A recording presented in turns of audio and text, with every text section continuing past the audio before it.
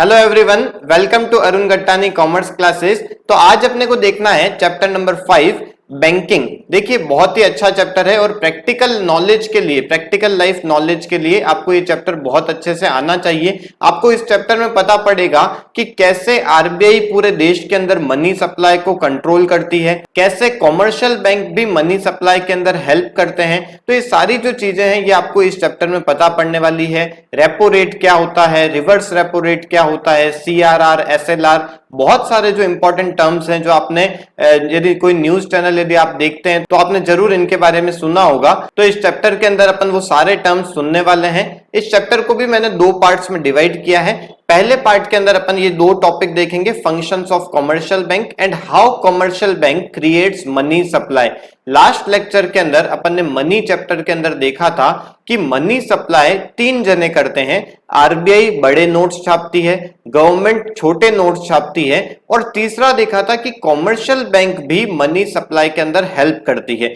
बहुत ही important question है, लगभग हर एग्जाम में ये क्वेश्चन पूछा जाता है कि कॉमर्शियल बैंक कैसे मनी सप्लाई के अंदर हेल्प करती है, कैसे कॉमर्शियल बैंक मनी सप्लाई करती है। ओके, चलिए स्टार्ट करते हैं अपन पहले कॉमर्शियल बैंक के फंक्शंस के साथ में।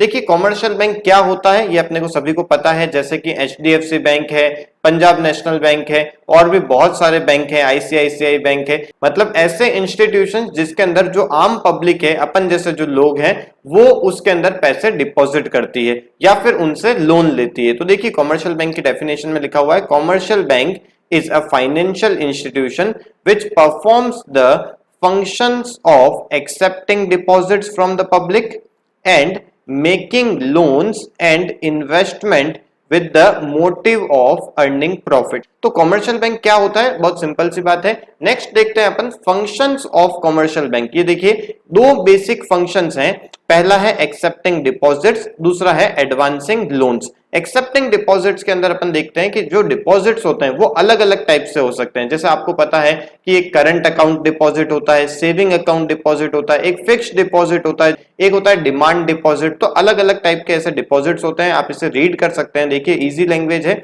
और बहुत ज्यादा इतना इंपॉर्टेंट नहीं है, तो मैं आपको ये आप खुद कर सकते हैं। तो दूसरा आता है एडवांसिंग लोन। एडवांसिंग लोन का मतलब है कि बैंक लोन प्रोवाइड करती है। ये अपने को सभी को पता है कि अपन किसी भी टाइप का लोन बैंक से जाके ले सकते हैं, जैसे कि बिजनेस लोन ले सकते हैं, एजुकेशनल लोन ले सकते हैं, कुछ अपने को एग्रीकल्चर के अंदर कुछ करना है तो वहां के लिए अपन लोन ले सकते हैं। तो ऐसे और भी बहुत सारे टाइप के लोन्स होते हैं। लोन्स बैंक दो टाइप के पर्सन को दे सकती है, या तो वो प्रोड्यूसर को देगी। जब वो प्रोड्यूसर को लोन देती है तो वो अपना जो पैसा है, जो बैंक है वो अपना पैसा क्या कर रही है, एक टाइप का इन्वेस्टमेंट कर रही है, क्योंकि वहां से उनको ज्यादा रेट ऑफ इंटरेस्ट मिलेगा।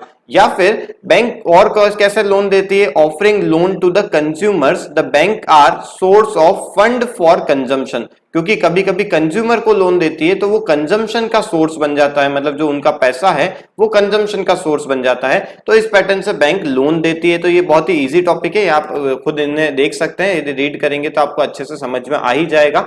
नेक्स्ट जो आता है वो बहुत ही इंपॉर्टेंट है, money creation bye commercial banking system. देखिए मैं इसको आपको पूरा एक एग्जांपल से समझा रहा हूं। आपको जो इसके बारे में जो इसका आंसर है वो आपको मेरे पीडीएफ के अंदर मिल ही जाएगा, तो आपको वहां से आपको आंसर देखना है।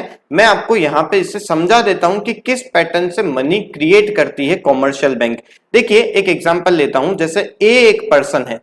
ए पर्सन ने क्या किया, अपना उनका एक बैंक अकाउंट है एचडीएफसी बैंक। इस एचडीएफसी बैंक के अंदर उसने क्या किया है, 10,000 रुपीज जमा करा दिए। ओके, ऐसे ही बहुत सारी पब्लिक जो होती है वो बैंकों के अंदर रुपए जमा कराती है। मैं अभी सिर्फ एक पर्सन का एग्जांपल लेके आपको ये समझाता हूं कि मनी क्रिएशन कैसे हो रहा है। ओके, देखिए अब बैंक को अपने एक्सपीरियंस से, पहले के एक्सपीरियंस से पता है कि सारी की सारी पब्लिक एक ही टाइम पे पैसे विड्रॉ करने तो आती नहीं है। तो उनको पता है कि लगभग 10% जने आते हैं या 5% जने आते हैं। सपोज 5% जने ही आते हैं बैंक के पास में पैसा विड्रॉ करने के लिए, मतलब जितना पैसा उनका जमा है उनके 5% ही विड्रॉ होते हैं। तो बैंक क्या करती है, एक सेफ्टी के हिसाब से, मैं आपको एक सिर्फ एग्जांपल दे रहा हूं, सेफ्टी के हिसाब से वो 10% का मार्जिन अपने पास में रख लेती है। जैसे कि यहाँ पे उसने 1,000 रुपए, 10,000 जितना उसका डिपॉजिट था उसका 10% मतलब 1,000 उसने क्या किया, अपने पास में डिपॉजिट कर लिए।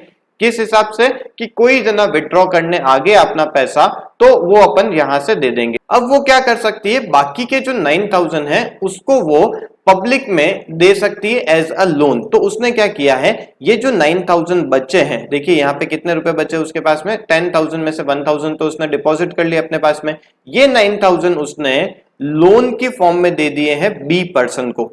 अब देखिए जब लोन वो देती है तो लोन ऐसा नहीं कि उसको कैश में देती है, लोन जनरली बैंक क्या करते हैं, बी का एक अकाउंट खोल देते हैं, उस अकाउंट के अंदर ये 9000 रुपीज जमा करवा देते हैं, जिससे कि बी जब भी ये पेमेंट करना है तो ये पेमेंट कर देता है। मतलब बैंक ने अपने जो 10,000 रुपीज हैं ये किसी को नहीं दिए हैं, 9,000 रुपीज इसके बैंक अकाउंट में जमा करा दिए, पैसा सिर्फ ट्रांसफर हुआ है बी के अकाउंट के अंदर। अब बी क्या करता है, बी इससे किसी को भी पेमेंट करना है तो ये 9000 से ये किसी को भी पेमेंट कर सकता है बैंक के थ्रू। ओके, सपोज बी ने पेमेंट कर दिया सी को, क्योंकि सी को इसको कुछ पैसे देने थे इसलिए बी ने लोन लिया था, तो बी ने जैसे ही पैसे आए उसके बैंक अकाउंट में इसने ट्रांसफर कर दिए सी के अकाउंट में। अब ये सी के लिए क्या हो गई, एक टाइप की इनकम हो गई। तो सी ने क्या किया, सी ने अपने जो 9000 रुपीज हैं ये बैंक के अंदर जमा करवा दिए। अब मैं मान के चल रहा हूं कि सी का भी अकाउंट सपोज एचडीएफसी बैंक में ही है, भले ही किसी दूसरे अकाउंट में भी हो, किसी दूसरे बैंक के अंदर भी हो, तो भी वो कोई फर्क नहीं पड़ता क्योंकि वो बैंक के अंदर ही जा रहा है पैसा। तो 9000 रुपीज सी के पास में सी ने अपने बैंक अकाउंट में जमा करवा दिए। अब बैंक क्या करेगी, फिर से इस 9000 का 10% अपने पास में डिपॉजिट की फॉर्म में रख लेगी 900 रुपीज, और बाकी के जो 8100 रुपीज है, देखिए यहां पे मैं लिख देता हूं 8100 रुपीज, 900 तो इसने अपने पास में डिपॉजिट कर लिए, 8100 वो क्या करेगी, वापस से पब्लिक को लोन की फॉर्म में दे देगी। देन यही लोन क्या होगा, किस पैटर्न में देगी, इसके अकाउंट में देगी, ना कि कैश में देगी। अब डी किसी को पेमेंट करेगा, ई पर्सन को, ई पर्सन की ये इनकम हो गई, तो ई पर्सन ने क्या किया, अपने पैसे बैंक के अंदर जमा करा दिए फिर से।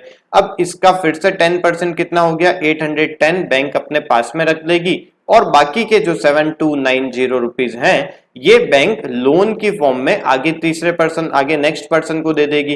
तो इस पैटर्न से ये जो सिस्टम है, ये जो प्रोसेस है, ये चलता जाता है। कब तक चलता जाएगा, जब तक कि ये जो पैसे हैं ये जीरो नहीं हो जाते। अब देखिए, अब आपसे एक क्वेश्चन पूछता हूं, ए जो पर्सन है वो क्या बोलेगा कि मेरे पास में बैंक अकाउंट के अंदर मेरे 10,000 रुपए पड़े हैं या नहीं पड़े हैं, बोलेगा हाँ मेरे पास में पड़े हुए हैं। सी क्या बोलेगा, सी बोलेगा कि मेरे 9,000 रुपए मेरे बैंक के अंदर पड़े हुए हैं, हाँ पड़े हुए हैं। ई बोलेगा कि मेरे 8100 रुपीज बैंक के अंदर पड़े हुए हैं, यस पड़े हुए हैं। इसका मतलब देखिए पैसा तो सिर्फ वो 10,000 रुपीज ही था, बट वो मार्केट में कितना गुना बढ़ता जा रहा है, देखिए इधर 10,000 हो गया, 9,000 भी बोल रहा है इसी के पास में, 8,100 भी है, और इस पैटर्न से ये कंटिन्यू चलता जाएगा। कब तक चलता जाएगा, जब तक ये पैसा जीरो नहीं हो जाता। मतलब आपको ये चीज समझ में आ गई होगी कि ये देखिए ये जो 10,000 था ये मार्केट के अंदर बहुत गुना बढ़ चुका है। इसका मतलब जो कॉमर्शियल बैंक है इन्होंने भी मार्केट के अंदर पैसा बहुत ज्यादा जनरेट कर दिया है। ओके, आपको ये बात समझ में आई होगी। अब देखिए कितना जनरेट होएगा, इसका भी एक फॉर्मूला है, 1 अपॉन जितना पैसा, जितना उसने डिपॉजिट की फॉर्म में रखा हुआ था। ये जो डिपॉजिट है जनरली क्या होता है, सीआरआर होता है। सीआरआर क्या होता है ये मैं आपको बाद में और बता दूंगा, बट अभी आप ये सिर्फ समझ लीजिए कि ये जो सीआरआर है ये 10% था, तो 1 अपॉन 10% इंटू 100 कर लीजिए, तो यहां से आ जाता है 10 टाइम्स। तो देखिए 10 टाइम्स मनी मार्केट के अंदर क्रिएट हो जाएगा। ये जो 10,000 है मार्केट के अंदर कितना हो जाएंगे, ये हो जाएंगे 1 लाख रुपीज। ओके, तो आई होप आपको ये जो कॉन्सेप्ट है ये समझ में आ गया होगा। बहुत ही इंपॉर्टेंट कॉन्सेप्ट है ये। एक बार फिर से यदि समझ में नहीं आया तो एक बार फिर से आप इसे रिवाइंड करके जरूर देख लीजिए। वैसे पीडीएफ में आप इसे और रीड करेंगे तो आपको और अच्छे से इसे समझ में आ जाएगा। चलिए आज की क्लास को तो अपन यहीं वाइंड अप करते हैं। आपको ये वीडियो अच्छा लगा हो तो प्लीज इसे लाइक कीजिए, अपने फ्रेंड्स को इन वीडियोस के बारे में जरूर बताइए। Okay, thank you.